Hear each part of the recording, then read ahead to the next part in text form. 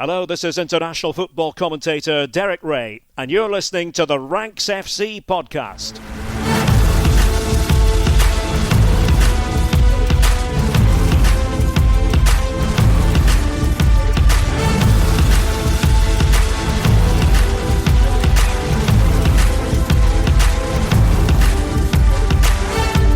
Hello Rank Squad and welcome to Ranks FC. It's your favourite transatlantic football podcast, back for another week and back with a classic of the genre. We're going to be ranking some breakout stars across the Premier League and Europe as a whole over the season so far. My name is Jack Collins and I'll be your host today. And joining me across the water, all the way from San Diego, is Mr. Dean Jones. How you doing, mate? Hello, mate. Yeah, I'm good. Had a big win, didn't I? Sunday night, the old SDFC. You did. So much so that it knocked you out for a day. That's how much you were celebrating. Yeah, the poor old patrons were waiting for their Monday drop, and it just ended up being, well, you still filled in. You still did a podcast for them. But the normal pod content wasn't there because I was ill. It wasn't a hangover, though. I'd picked up a bug from Dylan. I don't drink enough to get a hangover these days. But I did go to San Diego FC's 4-0 win over Portland on Sunday, and it was a lot of fun. What's not fun, Jack, is like how early I have to get to the games. Because the supporters section is all standing. It's like safe standing. So there are seats, but they're all locked. But they're never all locked. There's always a few that are loose. And Reece needs a seat that folds down so he can stand on it so he can actually see. And so the gates open 2 hours before. And now that the end is so busy so early because people were getting in there to get their spot, we're actually having to get in there 2 hours before to make sure that he can find a seat that's loose, that knocks down, and he can stand on it. And he pretty much knows the ones to target, and he always seems to nail it. But yeah, so went to tailgate. So we went at 2:30 for a 6 p.m. kickoff. We were in the parking lot from then until 4. And then, 4 p.m. I'm in the stand, waiting for a 6 o'clock kickoff. I could have got drunk, to be fair. I mean, the amount of time I just couldn't afford it. It's $18 a beer. Yeah, I mean, that's the kicker, isn't it? I can't tell you the last time I was in a game where I wasn't working, where I wasn't there 2 hours before. Even when I worked games, I didn't get 2 hours before most of the time. I mean, it's crazy. And I wouldn't do it if he didn't need that seat. But then even then, I'd still get in there relatively early to make sure we had a decent spot. But yeah, Michael Lewis, friend of the pod, Patreon, he came along and he didn't get to the game, mate, until about 20 minutes before kickoff. He's like, "You saved me a spot." Normal human being, Michael Lewis. Saved you a spot, mate. It's 7,000 people in this stand. It only holds 5,000. But yes, I did hold you a spot, didn't I, Mike? So he managed to get in the row in front of me with a group of his mates. So it was a lot of fun, mate. So MLS is fun. You just got to take it for what it is. I've still got a few mates here that can't get into it. I don't know if they refuse to get into it or they can't get into it, but they just can't embrace it for what it is. I think maybe it helps that I've got a 5-year-old who's discovering football for the first time. I think that definitely helps. But I'm like, just football. But the playoffs in particular have been absolutely unbelievable. You know, pretty much across the board. We've seen some incredible games. I agree. The best of 3 thing is a bit of nonsense. Yeah, of course right? it is. Of course it is. But like, we're in America. It served up that game between Seattle and Minnesota United, which is just one of the most mental games I've ever watched in my entire life. So. Yeah. You know, perhaps the biggest choke job I've ever seen in my entire life, but also just absolutely incredible. So, look, I think if you can't get into the playoffs, then you're not getting into it. That's a statement of intent because it really has been incredible. So, shouts out the postseason in MLS. Right, before we get into our main ranking, you're doing something different for things we love this week. So, I'm going to hand to you. Things we love this week. There are three things that have cropped up on my timeline in the last 24 hours, and they've all hit me as relatively big events. And I was like, "Oh, which one of these should I talk about?" And I was like, "Actually, I think we need to address all 3." And I'm intrigued as to whether Jack loves them or is like, or ugh. So I just want to gauge your feeling on these 3 stories. So the first one is Messi sneaking into Camp Nou. What do you think of Messi? landing in Barcelona and just getting them to sneak him in so he can be on the pitch and grab a few picks. Love it. Absolutely love it. Also, this is so cool because obviously Lionel Messi was kind of denied the farewell game that he absolutely, utterly deserved from Barcelona. And look, part of that is obviously presidential tensions and there's lots of things going on behind the scenes there. But he should have got that game. And look, maybe he will, right? There was always plans to potentially inaugurate the new stadium with a friendly against Inter Miami. What that would have looked like, I don't quite know, considering Miami would have been in the middle of their season at that point. But, whatever it looks like, that feels like something that has to happen from where I'm standing. There has to be this farewell or thank you game for what Lionel Messi did for Barcelona. Mm-hmm. So I think if anyone's earned the right to sneak in and take a few pictures at the new stadium before it opens fully to the public, it's probably Lionel Messi. I just couldn't believe how quick it was, because one day he was there scoring twice and assisting twice as Inter Miami swatted aside Nashville in that final game of their round of 3 playoff series. And then the next day he was on the pitch. And I was like, wow, okay, cool. I thought his caption was lovely as well. So I love this. I think that's totally fine. Great. Next story. Ronaldo confirms this will be his last World Cup. I mean, I kind of assumed this, considering the situation. Well, you've got it official now. Like, this is it. It's the end of his Portugal career, basically. I suppose the only flip side of this was that, obviously there are World Cups to come and the next one will have some games in Portugal. So therefore he might have been able to play on home soil. So I suppose we shouldn't have taken it as a given. But I think that it's perfectly fine. Look, I think he's earned the right, similarly, to be able to decide when his career comes to a close, when he pulls the curtain down on this. And I think that there's been, as someone who spends quite a lot of time in Portugal, there is this kind of bizarre storyline that continues to kind of flourish around this in terms of, how long's left has he got? Is he still Portugal's best number 9? I think probably for the record at this point, considering his record in the playoffs, although Gonzalo Ramos is starting to come more to the fore as a super sub. So maybe he's actually just prepping for the World Cup at this point. But it does feel like this has been a circus around Portuguese football a little bit too much. When is he going to retire? Is he going to retire? Will he ever retire? Is he going to be the next coach? I think that the interview that he gave, where he basically said, when I step away, retirement is coming. This will be my last World Cup. I probably won't have anything to do with football, or at least I don't plan on going into management when I retire. I think it was quite a good interview in terms of clearing the air of some of the storylines around him and some of the kind of mad things that happen across the board. So yeah, I think he's perfectly within his rights to do this. I don't think it's kind of a love story in that I assumed it would be as I thought you might love it because finally there's sort of an end to his career. Like, it's going to be to the detriment of the Portuguese national team if this carries on and he's 45 and he's still turning up at a World Cup.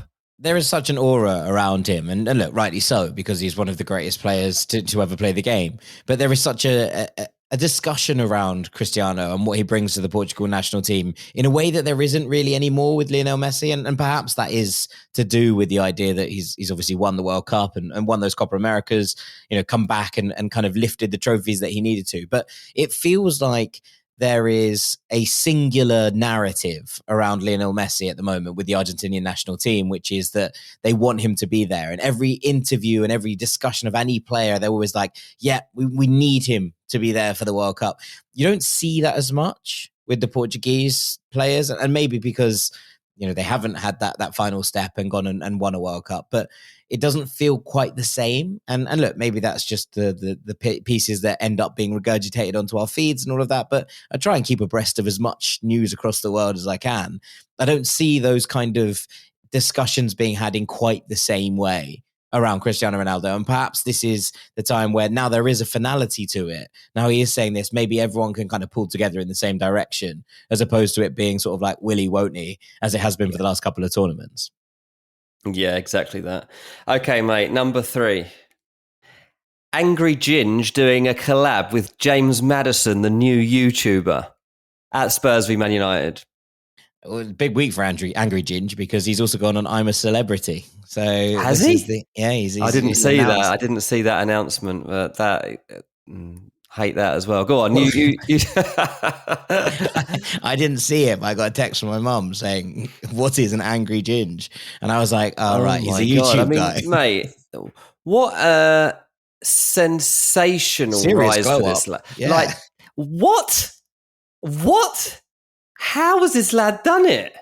Look, he's been on a major upward trajectory. He was in the Manchester United ad, obviously, last year, the Adidas one they did with Barry Keoghan, and hey, look, people love it. And how you know can what? you start making videos in your bedroom and end up on I'm a Celebrity and making videos with a star footballer at a game and going to his house to play dart? Like, it's mad what you can do these days. Yeah, I mean, look, I love this in terms of it opening up a storyline. Look, I think that there are plenty of different routes to getting to where you want to go, and some of them are different to others. But I'm never going to knock someone for their hustle, right? Like he's gone there, he's made his videos, and suddenly people have liked them, people have enjoyed it. He then went on to do the Baller League bits, and has been a bit of a superstar within that ecosystem. It's not one that I sit here and pay too much attention to, if I'm being perfectly honest. But that obviously has its audience, and it's kind of seeing it in a different way.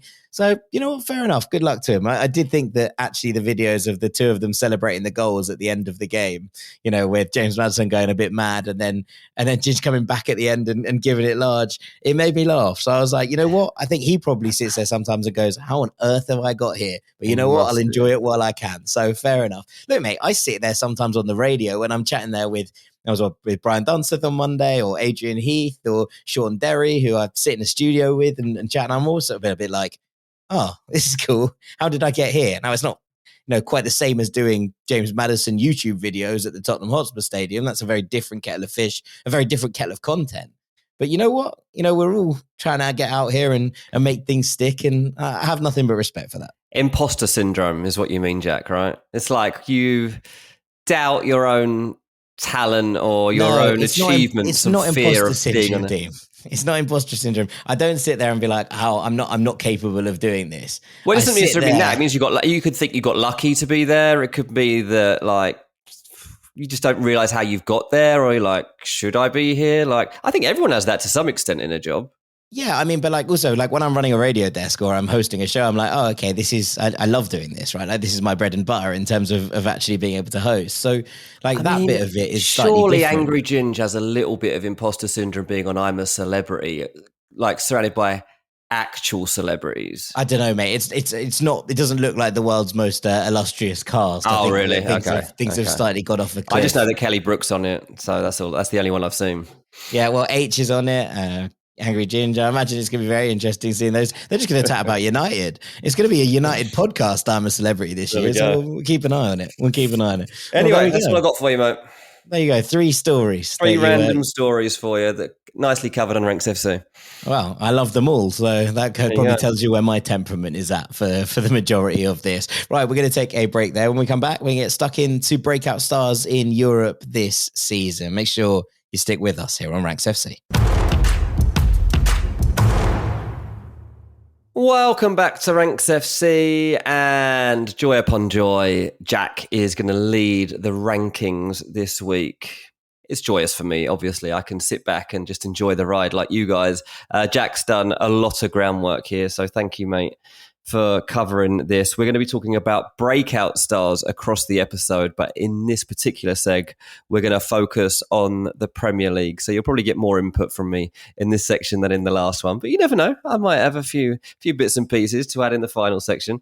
Right, Jack. Yeah, the Premier League. There's been quite a few this season, actually. Where do you want to start? Yeah, I mean, a couple of honourable mentions before we get going, because there have been lots of really impressive players, I think, across the course of the Premier League, and a lot of youngsters have kind of taken their opportunities as well. I've got 3 that I want to go into in a bit of depth, but I just wanted to give a quick shout out to Eli Junior Krupi, who's had a really good start to life at Bournemouth after coming in from sister club Lorient, and Michael Coyote at Brentford, who's been an absolutely incredible, totally important part of the way that they've set up this season. I think has been exceptional. He joined in January from Fiorentina, took a little bit of time to settle, but this season it feels like he's absolutely locked down that right back spot. The only reason I'm not including Michael Coyote is because I think he'd kind of had a breakout in a top 5 league already. Right, like he was already incredibly good at Fiorentina, and he'd already kind of shown what he was capable of. And I remember thinking when Brentford signed him, that's a big coup. In terms of, there would have been a lot of teams who were keeping an eye on Coyote. They got him, still quite young, but he's obviously made that mark in the Premier League, and part of it is obviously these long throws. But I feel like it's a little bit unfair to tag him in a breakout campaign when he'd really already had one at Fiorentina, already in a top 5 league. So I'm putting Kyoto to the side. The other one that I've kind of toyed with was Nico O'Reilly at Manchester surprised City. He hasn't made it, mate. I'm surprised he hasn't made the top 3. I think that he has had a breakout campaign, but also I kind of thought that last year. So I'm a little bit stuck on it. Yeah, I mean, he is in the England squad, but I had to get it down to 3. And ultimately, he's the one that fell short. I'm sure we'll be talking also a lot more about City over the course of the year. Yeah. And I think that Nico O'Reilly will get a fair amount of airtime because I think he's absolutely brilliant. And I'm still intrigued as to what his future looks like, considering he's kind of adapted himself into a left back. There's a bit of a trend of this, right? Centre midfielders adapting themselves into fullbacks. We saw it with Miles Lewis-Skelly, who was a centre midfielder and then became an exceptional left back, and Nico O'Reilly, who was a centre midfielder and now is an exceptional left back as well. So I think that there is still quite a lot to come in terms of positional, how they progress in what their careers look like and where they end up actually playing. So I'm not kind of willing to pin Nico O'Reilly down as a left back yet. And I think that would involve putting him in that conversation. So I'm okay with leaving him out, but I do think that he's had a very, very impressive show so far. Let's go to number 3, which is where I want to talk about Alex Scott at Bournemouth. 22 years old, centre midfielder. And look, people will also point to the fact that Alex Scott has been at Bournemouth for 2 seasons prior to this one, and that he had a potential breakout season at 18 years old at Bristol City in the Championship. He was unbelievable that campaign. But I will probably just caveat that with not a top 5 European league. So I'm not putting that in the same category. And I think that a lot of people who have watched the Championship and, will kind of look at this and say, well, why are you talking about him now? I think a lot of people who haven't watched the Championship will have kind of seen him coming this season and seen the way he's taken over from Ryan Christie in that Bournemouth midfield and be like, wow, he kind of came from nowhere. So I'm comfortable putting Alex Scott in here. So 12 appearances so far this season, 826 minutes. He scored 1 goal, a lovely goal, and he started 11 out of 12 games. And I think that's the kicker, because last season, and look, both of these seasons were injury blighted, but last season, 23 appearances, 931 minutes across the entirety of 24-25, started 11 games. And then in 23-24, 27 appearances, 1,384 minutes, 2 goals, 4 assists, although I will say they were mostly in the FA Cup against Championship opposition. I think it was 3 of the assists and a goal were against QPR and Swansea in the 2 cups. So I'm just going to put that in the context. But he also started 12 games that season for Bournemouth. So already, and we're in November, Alex Scott has equaled his appearances from last season, and his most used season, he's 1 short in terms of starts for Bournemouth. And look, someone who's just got an England call-up as well, Alex Scott. So an interesting time to be talking about him. But I have loved seeing him develop into a player that Andoni Iraola can trust this season. And what we see from Alex Scott is one of these all-action midfielders. His pressing game is absolutely integral. I think he is such a key element of how this all works and what it's done together. And look, Bournemouth have had 2 bad results in a row. I don't think anyone needs to panic about that. That's going to happen. There are going to be ups and downs in the season. They're not going to be a team that I think are challenging for the Champions League spots. I think they will challenge for a European spot, and that's okay. But you're looking at Bournemouth and thinking, who are the players in there that already look like they're crucial to the way that they operate? And this partnership of Tyler Adams and Alex Scott in the middle, for me, feels like a really, really crucial part of that. Now, Ryan Christie has done a lovely job in there in the last few years, and his transformation as a kind of player who went from a winger, centre attacking midfielder into this workhorse number 8, who Iraola transformed into a bit of a dog of war in the middle of the park, was really, really, really impressive.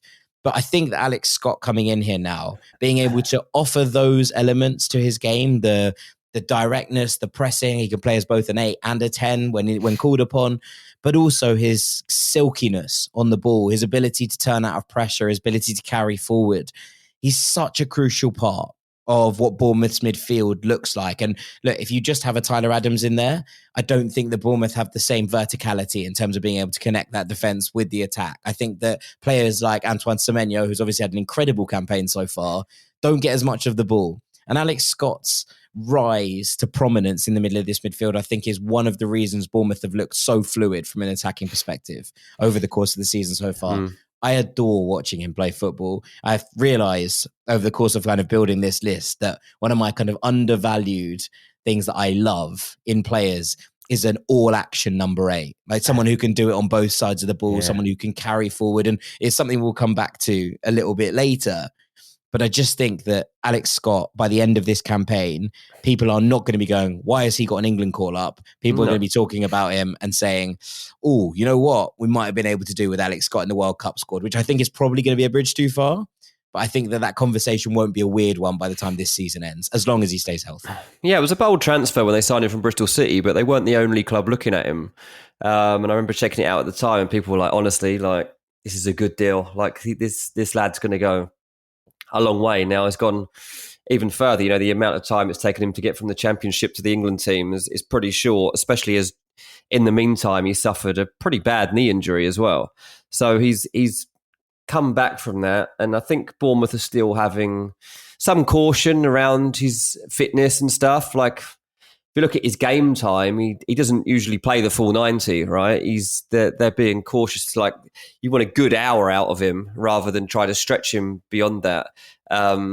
But you'll always get a 7 out of 10 performance at the very least from him. I think most people would consider him to be a holding midfielder, but I think he is a lot more than that. The way he can dribble out of tight spaces, the way he can carry the ball upfield. Even talking about their defeat at the weekend, I mean, actually, he looked like one of the most dangerous players for Bournemouth at the weekend. 2 times, off the top of my head, I can remember him almost scoring in that game. And the timing of his runs, is a box-to-box midfielder if you want him to be that. It could probably even be more advanced if you wanted him to progress to be that as well. So he's very intelligent. Thomas Tuchel, obviously, so far in his England squads, tends to take a chance with 1 or 2 each time he names a squad. And that does give him some hope of making the squad for the World Cup, because there will be a couple of faces that travel to America that aren't typically expected to be there. So maybe Alex Scott can get there. Also, there have been other Premier League teams look at him, like I mentioned. Tottenham, Man United, these teams have all scouted him for a significant amount of time already. But yeah, I don't know why he's crept under the radar, but he has. This came as a surprise to a lot of people. And I was surprised at how surprised people were that he was right there or thereabouts, because he's a really good player. And if you're going to give people like Elliot Anderson this stage to play on, and Adam Wharton and these sorts of players, like, honestly, I think that Alex Scott is right there with those guys. Maybe he's just one step behind at the moment, but it's very minimal as far as I'm concerned.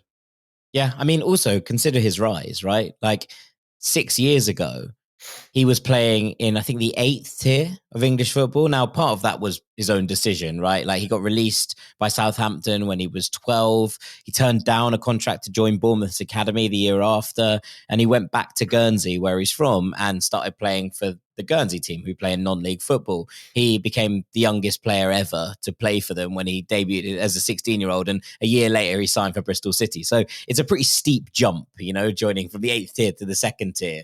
He then wins Young Player of the Season in the Championship and moves to Bournemouth. And look, it's been blighted, as you say, those couple of years that he's kind of not been able to work his way in. And suddenly he looks healthy and fit, and he's doing all of the things that we saw from him in the Championship. Although he played a fair bit as a wing-back in the Championship, it is worth pointing out. He was utilised in that role.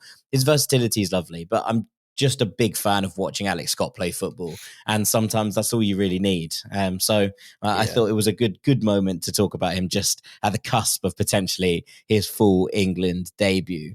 A player who is not quite there yet in terms of the full England squad, but I have absolutely no doubt is going to get there, is our very own Josh King, who I've put at number 2, 18 years old at Fulham, playing in that number 10 role. 14 appearances already this season, has started the vast majority of Fulham's Premier League games, 808 minutes racked up already, and 1 goal. Josh King had 1 start last season for Fulham, which was at home against Southampton, and there had been calls for it. And look, I'm going to be very clear here. There is obviously an element of bias here in that I get to watch Josh King every single week when he plays football. But I have been absolutely stunned at how well he has taken to Premier League football. And to be honest, he's been one of the very few bright sparks in what has been a pretty poor campaign from Fulham so far. The truth is that every time he gets on the ball, he looks like he's going to make something happen. He looks like the creative fulcrum of this team already. He is keeping Fulham's previous record signing, Emil Smith-Rowe, out of this team at the moment. He is shifting players around to make way for him. There is just this incredible gap in creativity when Josh King isn't on the pitch for Fulham. He scored his first goal for the club in the Carabao Cup against Wickham, although he should have had one earlier in the season against Chelsea, but we're not going back into that kettle of fish. But when you kind of look at what he's putting together, he called up for the England under-21s in the last camp, and I was listening to Lee Carsley talk about him. And one of the things he said was, it's incredible to think he's still only 18 years old, considering he's now with an age group above himself, and also the way that he's playing and the maturity of his performances in the Premier League. And I think, Dean, we've been talking about things recently in terms of players on the half turn, right? We've been talking about players and Phil Foden. Basically, yeah. Well, and last week on Champions League Takeaway, I joked that you said, is there a better player than Phil Foden at taking the ball on the half turn? And I said Josh King. And I was being tongue-in-cheek. But there are elements of King's game that remind me of Phil Foden. That kind of diminutive stature, his ease at weaving through players, the ability to take the ball into stride as it's going past him, and also that ability to knock defenders off balance with the way he moves. I think that whilst it's a lofty comparison, and I'm not saying that he's anywhere near as good as Phil Foden yet, I think that what you're seeing from him is a very European-style player in Josh King. Someone that you would have expected to potentially come out of La Masia, or, someone who had a breakout season playing for Villarreal or Betis. There's a real Spanish vibe about the way that he takes the ball under his spell, his kind of ability, and they call it pausa in Spain, right? They just seem to have an extra second to make a decision. I think he's been unlucky in terms of things going against him this season, in terms of decisions from referees or goals being disallowed or whatever. But I think that already we're seeing a very, very special talent emerge here in Josh King. And it's been a delight to see kind of unfold in front of my watching eyes. Yeah, I mean, I'm jealous in that sense. There's not loads I've missed about Fulham since I haven't been going every week. But not getting the chance to see Josh King have a breakout is one of the things that is sad, because it's not the same just watching on TV, obviously, and you don't see. I haven't seen the same things that you've seen from him. Like it's just not the same when you're watching on TV. So you've got that unique insight on him because you can see his movements off the ball as well, which I'm not privy to really when you're watching from afar. So like that's one of the things that I would be interested in as well. You look at officially his Premier League stats and you're like, well, no goals, no assists. He can't be that good. It's like the stats just don't do it justice. It's just like the sorts of positions that he picks up, the passes that he picks out. Fulham's top goal scorer is own goal, so he'd be doing well to get assists in this team, I'll be honest. This is the problem. And it's like I was going to say he's landed at Fulham in the wrong season, but it's not true, because like he's got there, I guess, partly because Andreas Pereira left. And also because the club seemed to refuse to give Marco Silva any money to go into the transfer market. Maybe because they were burned on, I say refuse. They haven't refused to spend money, because they did spend money in the summer on Kevin, which was a transfer record fee. And obviously before that bought Smith-Rowe. But Smith-Rowe probably was like, well, you have got another player to play that kind of attacking mid thing. And they're like, just go with the kid for now. Just go with the kid. And the kid's better than both of those players at the moment. So that's something to come out of it. And hopefully the goals and assists do start to flow for him, because it looks like he deserves them. Yeah, his balance is unbelievable for someone so small. And, this is something you can talk about with a number of players. And again, it's something we'll kind of revisit later on. But someone so small, he's just very difficult to knock off the ball. He has this way of being able to control possession, which means it's very difficult to get the ball off him. And he just feels like, everyone trusts him in this team implicitly. And when you've got senior players in there, Alex Iwobi is a good example of this. Alex Iwobi is a player who just gives the ball to Josh King. He sees him in space, he's like, done. And I think that Alex, if you look at the rest of his game, isn't always as willing to kind of part with the ball unless he sees someone in a really, really good position. With Josh, there's this implicit trust already with him. So, yeah, I mean, a very special talent. Yeah. I mean, look, other clubs will be looking at him. It's inevitable. And Fulham don't have a good track record of keeping hold of starlets. Like, I'm hoping, because Josh King actually does have a contract that's beyond this season. And he actually gets to play. And he actually plays, which is 2 steps beyond what a lot of the starlets have had. And I'm talking about the likes of, Harvey Elliott and Sessegnon and who else? Patrick Roberts. There's been Fabio Carvalho. Carvalho, of course, yeah. So there's been quite a few. They're just 4 that are like kind of come off the top of our heads, but they're all significant ones. Fulham have had a problem with this. And if you look at the players that have left them in the last 10 years, there's some unbelievable talent that they've lost. And I just hope that they can keep Josh King through the. It's inevitable he'll leave eventually, right? Unless Fulham are knocking on the doors of Europe. But 100%. That's just the way it goes. That is the way it goes. But hopefully we get to. As long as it's not Chelsea or Tottenham, I don't mind. A couple of seasons more at the Cottage before we have to worry about that one. I mean, look, from a player who potentially has a ceiling to play for England to one who potentially has a ceiling of winning the Ballon d'Or, I think it would be absolutely outlandish to put anyone in top spot that isn't Esteval here. 18 years old at Chelsea. I was going to say number 10, but sort of a number 10 winger, playing more on the wing for this Chelsea team. 16 appearances so far this season across all competitions, 657 minutes, which is lower than I think many Chelsea fans would want. 4 goals and 1 assist.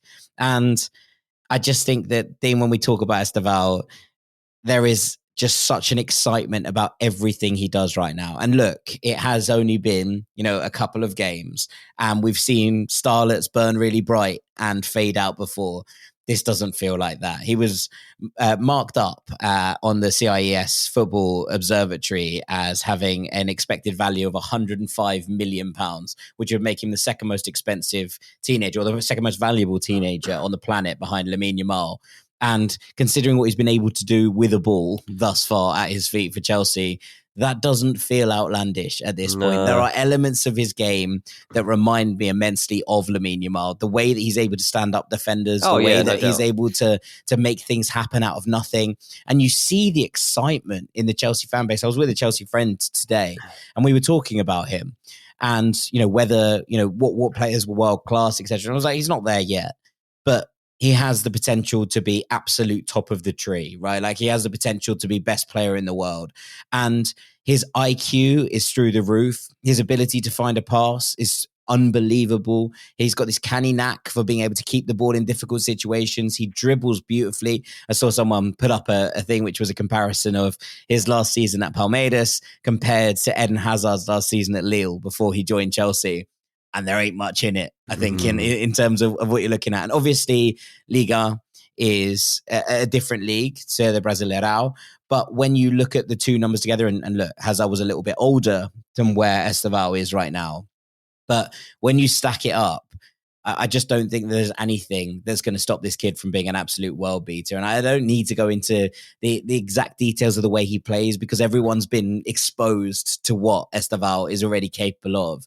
But adding end product to what was already kind of an electric ability to beat a man and make things happen. Enzo Maresca said this week that he's the kind of player that fans are happy to pay to see. Yeah. And it's truly quite incredible how excited. The biggest roar was at the weekend in a 3-0 win. The biggest headline in a 3-0 win was a player who didn't score, right? The biggest roar from the Chelsea fans was not when, they scored any of those 3 goals. It was when he was subbed onto the pitch. Like, it's just incredible. The hype machine's in full flow, but I feel like it's fully deserved. Oh, yeah, definitely. The star quality is undoubted. Even at this early stage, if you were looking at sink or swim, he's absolutely thriving. He's got his head well above water here. And that Ballon d'Or conversation will be had. I mean, he's literally got a Ballon d'Or clause in the deal that he signed to take him from Palmeiras, which would mean that basically Chelsea have to pay more money for him. Anthony Martial had one of those. He did actually, didn't he? Yeah. I'd say there's more chance of Esteval fulfilling it And Chelsea would be more than happy to pay it. I think they might as well just give him the money anyway, because they've got a player that is at least going to come into that conversation. And he is the type of player that does win it, because the Lamine Yamal comparison's a good one. Obviously, you've got to find that consistency, which is very difficult, not just within the Premier League, but also within Chelsea, because Chelsea don't have much consistency about them, and they haven't done for a few years now. So that's one of the problems he's got. Even in terms of team selection. Exactly. I'm going to say, just be regularly in the team is a challenge in itself, let alone to then put in the same performances in the team. And we've seen like Maresca roulette at play across this season, as his lineup is a lottery basically every single week. But we're getting to the point where Esteval demands selection. And it's going to become inevitable, isn't it? It has to be, because that is, Maresca, I don't think is under genuine pressure in terms of fighting for his job or anything like that. I know there's been some conversation. I think Chelsea fans generally are a bit confused as to what their team are right now. The league position says they're doing well, but they'll look at the team and be like, don't always see it, because it's very up and down. Even sometimes within the same match. But in Esteval, I think there's no doubt from anybody that goes to the games or watches the games from afar that they've got a gem, and they'll just hope that he shines bright very soon.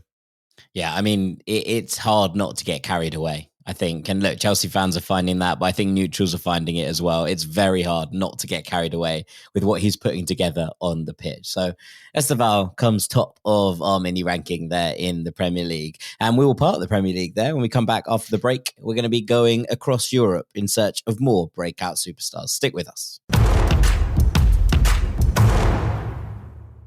Welcome back to Ranks FC. We're going to continue with the Jack Collins show. I enjoyed that, mate. That was good fun going through the Premier League, but I feel like I'm going to be more enlightened now, because I knew about those guys. I've seen a lot more of those guys than I've probably seen of the guys you're about to tell me about. Yeah, well, it's going to be players that hopefully you're going to be seeing a whole lot more of over the next few years. So strap in a little bit. Before we start, a couple of honourable mentions. Chanazun at Eintracht Frankfurt, the Leipzig pair of Jan Diamande and Hassan Ouedraogo, who have been absolutely brilliant. And I spoke about a bit on the Leipzig episode, or the episode where we talked about teams potentially punching above their weight. I mentioned both of those. And also Carl Ete-Yong, who's had a brilliant start to life at Levante after moving from Villarreal this summer. So much so that there's talk of Barcelona potentially signing him in the summer. So a couple there who just missed out. But I'm going to go for Lennart Karl at Bayern Munich at number 5, 17 years old,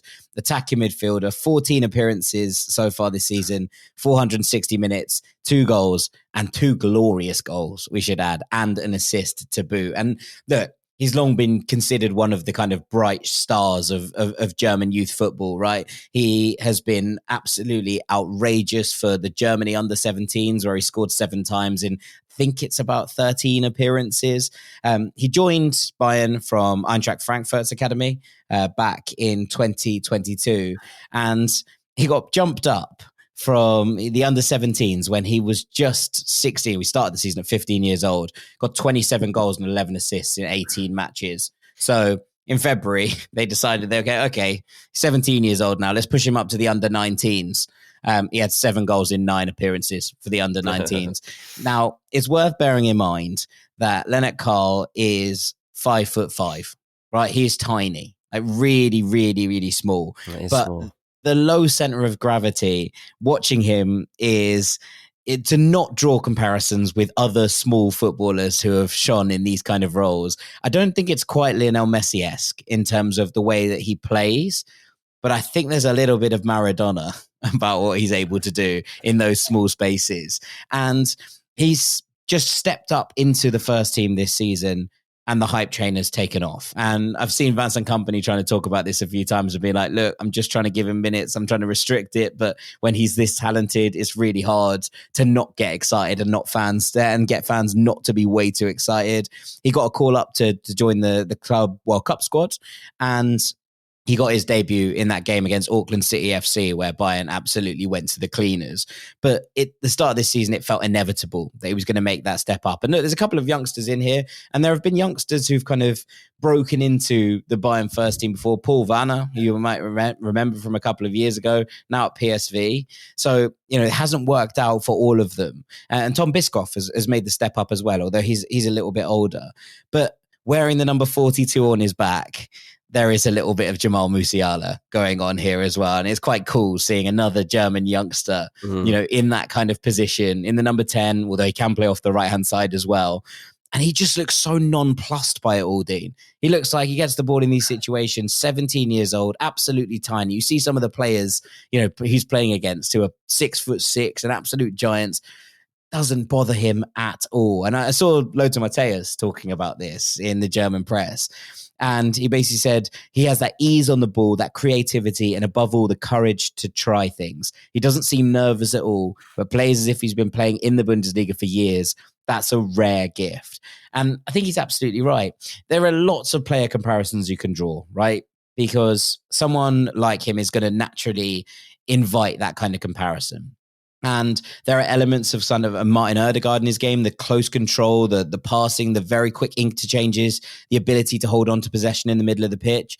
There are also kind of, and I think Bayern fans will pick this one out in particular, he likes to start on the right-hand side, drift centrally and curl the ball in with his left foot. And everyone's going, Robben. Mm-hmm. It's not, because he's not an out-and-out winger, and he's much, much kind of tighter in terms of the way that he interchanges with the ball. But his finishing ability, very much on that kind of vibe.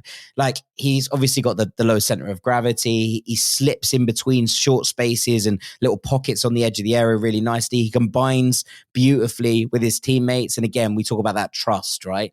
You see him playing with players who are at the top of their game. This is a Bayern strike force of Kane and Elise and Diaz, who have been irrepressible all season long. And they're like, oh, this is cool. Got this kid behind us. He can play a little bit. And you can see that with the interchanges that they make. And I think that, that half-turn ability that we spoke about with Josh King is very much there. He loves driving with the ball, and he doesn't slow down with it. In fact, he seems to get quicker when he has the ball at his feet, which is a rare gift in itself, to quote from Lothar Matthäus.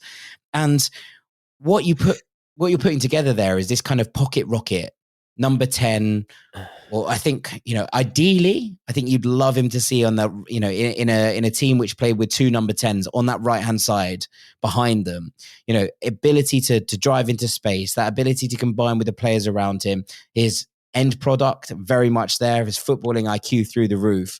And we're just seeing a player who tore it up at youth level, step into senior football and make it look easy. And that in itself is pretty special, I think. Yeah, well, he's fearless and he's instinctive. And I think that, sometimes people are like, well, we don't want to play him too much yet. We don't want to play him too much. We're like, we've got to be careful here. Sometimes there are players where you're just like, go with it. Go with it. Because it will catch people out still. Obviously, like, he's well enough known now that he's going to catch no team by surprise. Not like nobody would have heard of him when he turns up for a game. But because of the fact that he's got no fear factor and he's got nothing to lose, you've got to kind of make the most of these years. And think of like Rooney and stuff when they burst through. Like, when you're 16, 17, and you have that newness about you and you just try weird stuff, like, he'll do audacious stuff. He'll be at a standstill and flick it over your head and run the other side. Like, he'll do that sort of stuff.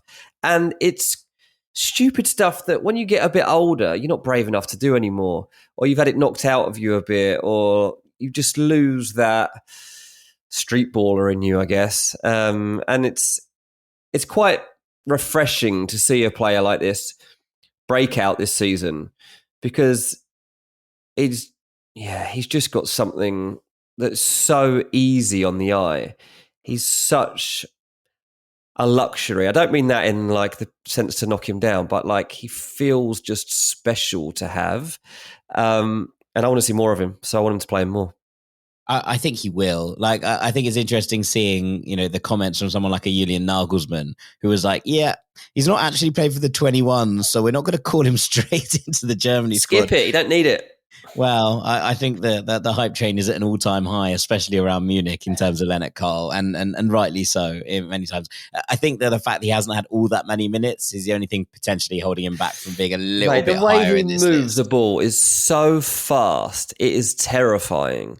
Like, he'll dribble at someone one-footed, yet it's inside and outside of the foot, and the defense just has absolutely no idea which way he's going to go.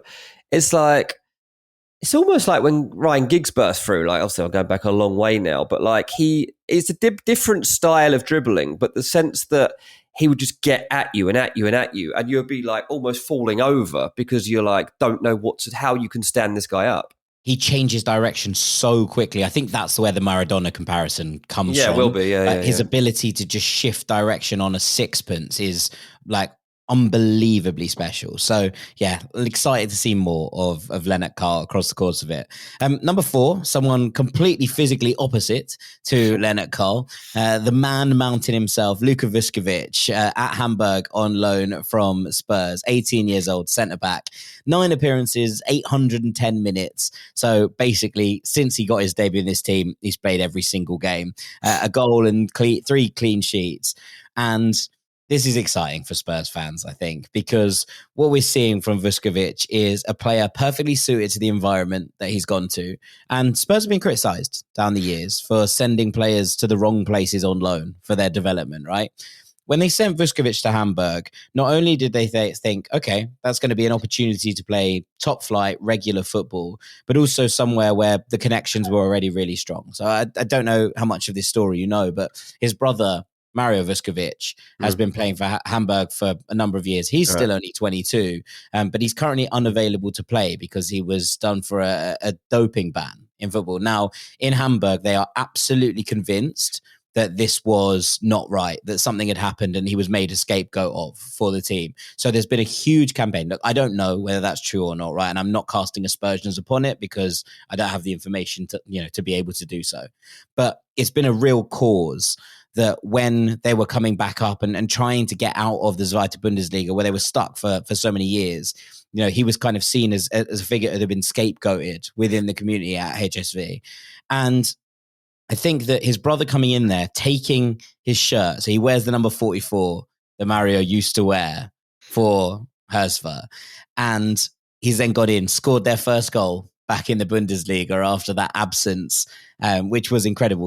They were missing since 2018. It's their first time back in 7 years. Who pops up with their first goal? Well, it's only Luka Vuskovic, and it's a brilliant header. What's been really interesting is his first game is against Bayern Munich, and he's thrown in a bit at the deep end, and he gets schooled, right? Like he just doesn't look like he's up to the pace of the game. He looks cumbersome. He looks very, very unwieldy in the back line. And then Hamburg's first choice centre back on the right hand side goes down with a season-ending injury, and it's like, well, it's sink or swim now, fella. Well, he swum. And he swam big style. There were some really interesting performances he had on an individual level. Obviously, he is absolutely unbelievably big, right? Like he's just a man mountain of a human being. He won 18 aerial duels in a single game against Union Berlin. It's a Bundesliga record, and he holds, ahead of Dan Ballard, the most aerial clearances in any of the top 5 leagues so far this season. He has come into this team, and as it's progressed, I think he's looked more and more comfortable. The game no longer looks like it's passing him by, and he has become this kind of totemic presence in the back line for this Hamburg side. When you see him play, there are some really interesting elements to his game. Now, obviously, the size of his frame is one thing. He's actually pretty comfortable on the ball, right? And he's not going to be a player that I don't think punches passes through the lines and breaks open defenses, but he's very solid and reliable with the way that he plays. He's very comfortable with the ball at his feet. And he's got this kind of calm that belies his years. He's won back-to-back Rookie of the Month awards in the Bundesliga as well. And Croatia boss Zlatko Dalic has revealed that he's considering handing him his first start in this next set of international fixtures. So keep an eye on that with Croatia. But I love the way that he defends. I love the way that he uses his body. He gets in front of attackers. He wins the ball in a kind of aggressive manner. he's also able to step off and look at the game and read it in a quite smart way. And I think that, there's talk of Spurs potentially recalling him in January. I think that would be wild. He feels very comfortable here. He feels like he's growing every single week. It feels like in terms of what he's able to bring to the party, from a defensive standpoint, he's getting better and better and better. He's able to handle some of, the most explosive centre forwards in the game. He's not the fastest player in the world, but he does have a really good turn of pace. And I think he is going to end up with that kind of being that kind of recovery centre back who's able to get in there and, be a very, very good Mickey van der Ven potential rotator. Obviously he plays on the other side of defence. So how that all works out, we're yet to see. But I think there's plenty of reason to be very excited. And I've put him in here because what I've been most impressed with is that growth in these 9 games that he's played. The difference from where he was in that first game, and admittedly, right, it's against Bayern Munich, who are a kind of force of nature when it comes to attacking, to where he is now, where he already feels like a really crucial part of this Hamburg side and a very, very important part of them, being able to stay up if they are this season. Feels like having Luka Vuskovic there and available and as part of this defense. That's a big, big rise in a couple of weeks. And so for someone whose name has been on everyone's lips for a long time, he was very highly rated as a 15, 16-year-old who got that big money move, one of the most expensive teenage moves ever to Spurs, early on in his career. To be where he is here after 10 games, the future looks incredibly, incredibly bright for Luka Vuskovic, I think. Yeah, like paying £12 million for him or agreeing to 2 years before you could actually get the bloke. Proves how highly Spurs rated him, how keen they were to get him through the door. But obviously, it goes straight out on loan. And now you've got a kind of awkward situation whereby there's already, Dortmund, for example, like, well, hang on, this guy's good. We have him. We'll have a go at this one. But Spurs obviously are like, well, hang on, no, we spotted this guy first. We bought him, but we're just giving him some experience. I don't know that you can bring him back in because Vuskovic is getting regular football and that's what he craves. Like, he could have stayed at Tottenham for this season. Like, Frank would definitely have had him around, but I didn't know how many minutes they were being able to give him. And from what I understand, he really pushed to get a move to a club where he could play every single week of high level and kind of assert authority in his position and start to continue his growth as a man in the game rather than coming through the youth football. So looks like he's done that. Tottenham are impressed by him. They will need, there's talk of Tottenham signing another centre-back, and they might well do that in 2026. But I hope that this guy is still in mind because he can't really be doing much more to earn his chance. No, I think you're absolutely right. It's going to be very exciting to see him develop. Let's move on to number 3, which is where I have Joaquin Panicelli, who is a centre forward for Strasbourg, 23 years old. So the oldest player on this list. Perfect. 15 appearances, 1,081 minutes, 10 goals.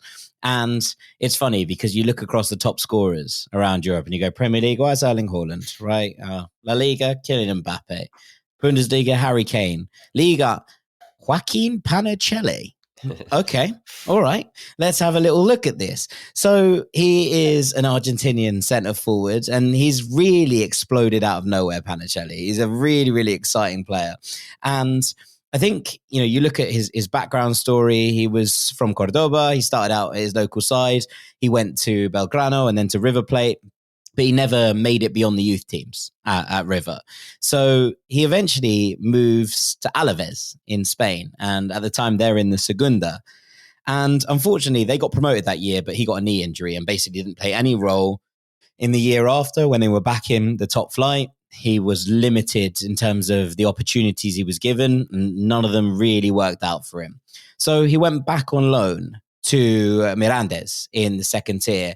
And out of nowhere, Mirandes went on a promotion charge. He scored 20 goals in 40 games, 1 in 2, and the opener in the playoff final that they got to, which they eventually ended up losing to Real Oviedo. That incredible story with Santi Cazorla. But in terms of the second tier in Spain, only Luis Suarez, not that one, who is obviously now leading the line for Sporting, scored more goals in the division. And that inspired Strasbourg to go and take a little bit of a gamble on Panicelli. So they bought him. And it's been something that's paid off immensely. So with all the drama that's going on at Strasbourg with Amecha, who it looks like he's going to be on his way to Chelsea at the start of next season, there's a real sense amongst the fan base that they feel like they've been a bit betrayed by this whole sister club system, etc., etc. But Mega's taking a lot of the heat for this, right? He's been asked to hand back the captain's armband.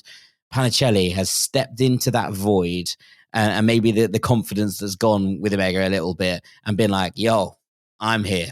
Mega has 4 goals. Panicelli has 9. And he has 9 in the league and 1 in the cup as well. So double figures already. There's a little bit about the old Patrick Schick, I think, about Panicelli. He's good with his head. He's quite rangy. He's good in the air. He runs the channels really well, even though he's not explosively fast. And I like the way he can transition into a target man as well. Brings others into play really nicely. Dean, I think you'll really like him. He's a real poacher. Like, he angles himself well. He opens up shooting opportunities. He's really good at ghosting away from his man in the box, pounces on snapshots, especially with his right foot. He takes a little bit longer to kind of set himself on his left, but on his right, he's really, really good at finding those quick fire shots. And it's opened up really nicely for him.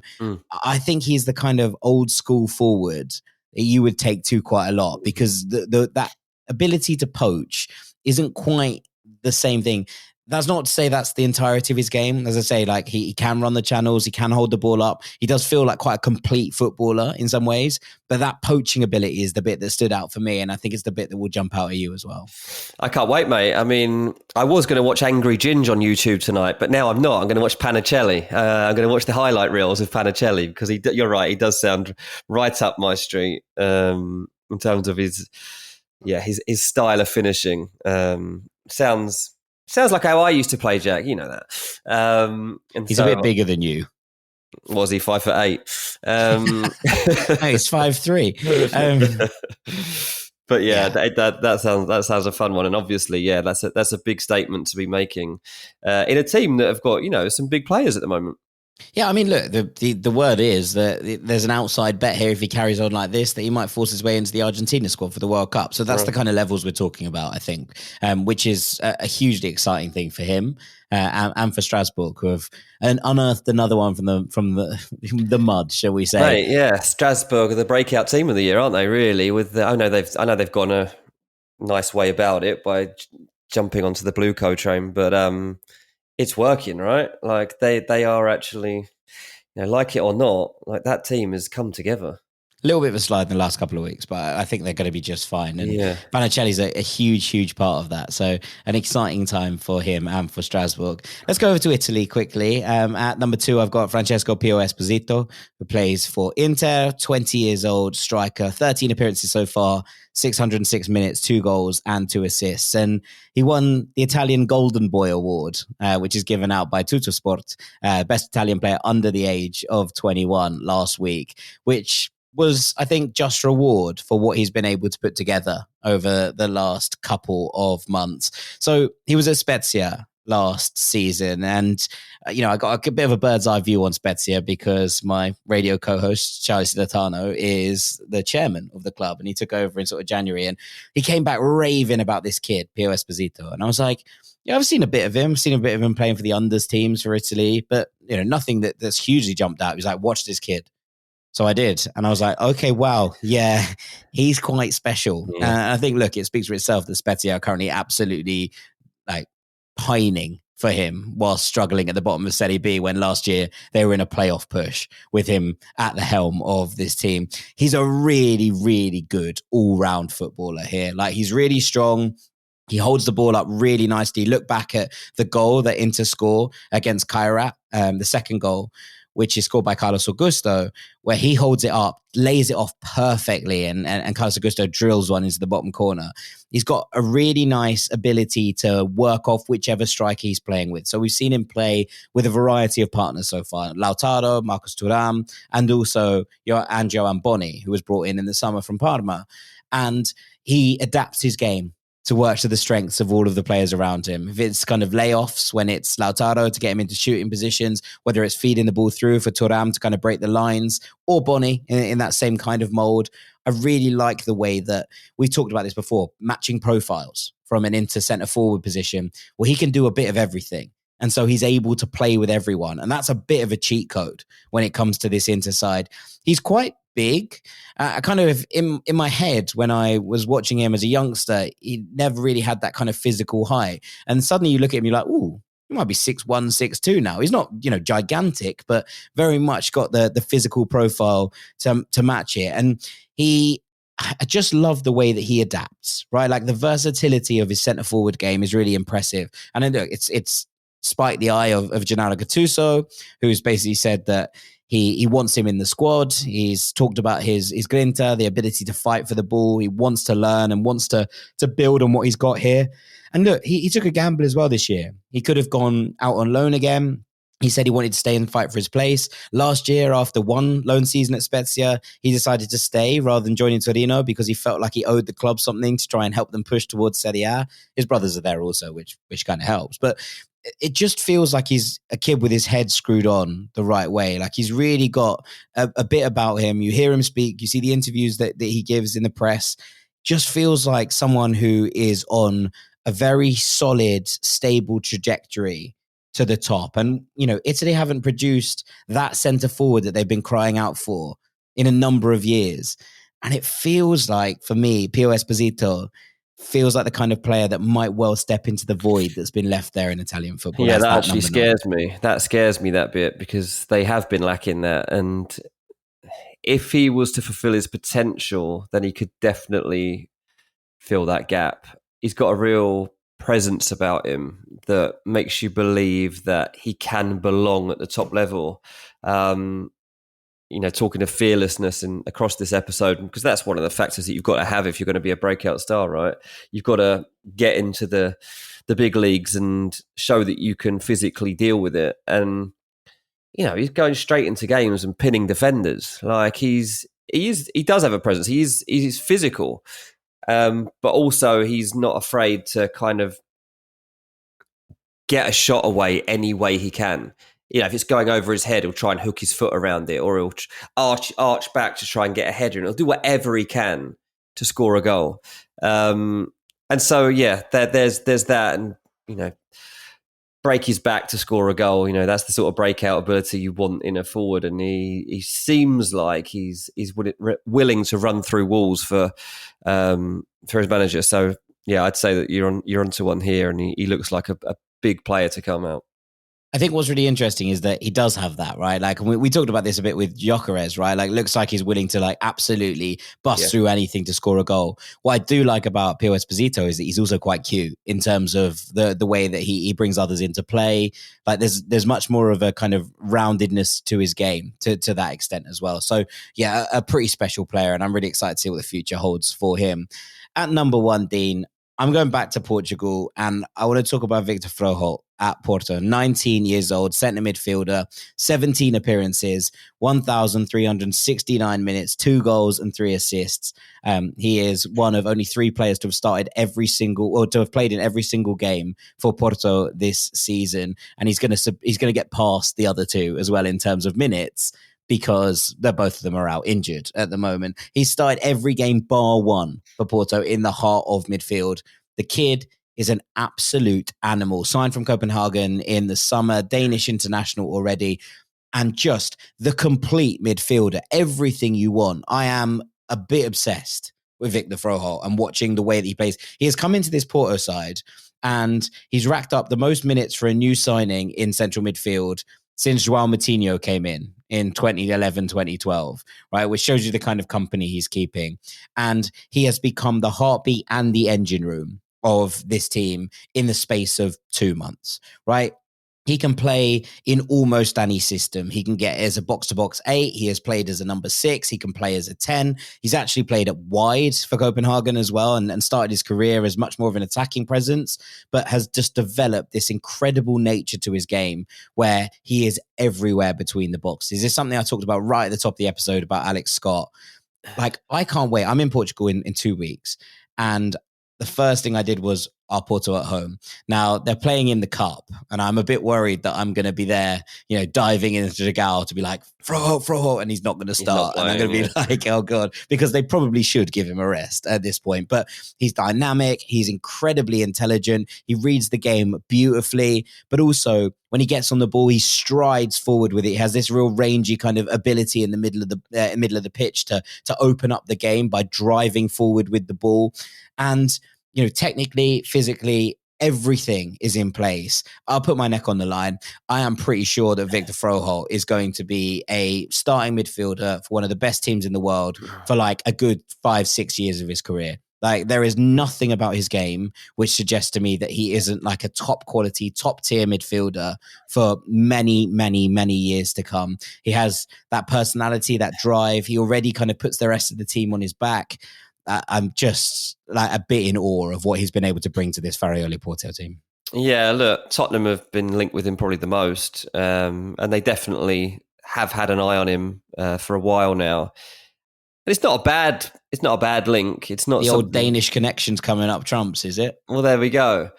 But he's got to be careful. I'm kind of scared about him coming to the Premier League because I don't want him to get it wrong. Man United have been linked. There's been a couple more tenuous ones. I'd say Man United and Tottenham are probably strongest so far from the Premier League, from what I've heard. I definitely don't want him going to Man United anytime soon. Like, just steer clear of that. Let them go for some other people. Like, stay away from Old Trafford for now. Tottenham, I don't mind. Do you know what's a bit annoying? He'd actually really suit the two in midfield for Amorim. Like, he has that ability to cover ground. He has the horizontal kind of ability to stretch the pitch. He has the vertical ability to get up and down. Like, I'm not saying that he should do that because I agree with you. I think that there's too many risks associated with it. I'm not 100% sure I would have him at Spurs either because he feels maybe a little bit similar to Bergvall, although with more of a defensive ability set. Like, I saw a link to Arsenal a couple of weeks ago and I was like, maybe that's the best place for you to go and develop. Yeah. I mean, Arsenal would have been. It's just that they're kind of overloaded with options at the moment. I know Tottenham, there's talk of like Bissouma going, and if that was to happen, it opens up a spot in the midfield. Obviously, Palhinha will be staying beyond this season at Tottenham. I can kind of see it, but we'll see. They definitely had eyes on him in the summer.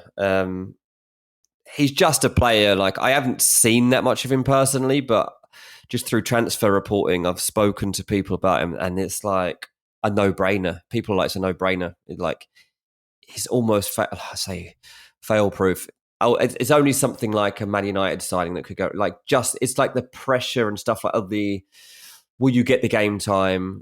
Will you handle the level of expectation? There's those things which are hard to get a grip of, right? You can't determine those things. But in terms of being able to deal with the quality and improving a team in the way that they play, he should be able to go anywhere. Like, I fundamentally believe he will be in 2-3 years able to walk into any team in the world, and a lot of people would use that as their definition of world class. Now, he's not there yet, but like, I saw a comparison the other day.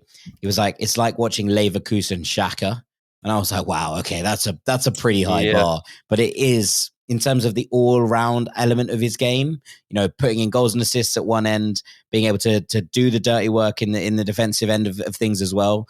It just feels like that level of completeness that he's got. And look, obviously jumps up and different situations are often weird for different players. And some people really rise to it. Some people don't. I think his personality suggests that he will, but there's always an element of a gamble with someone who's this good at 19. And I do take that point. Yeah.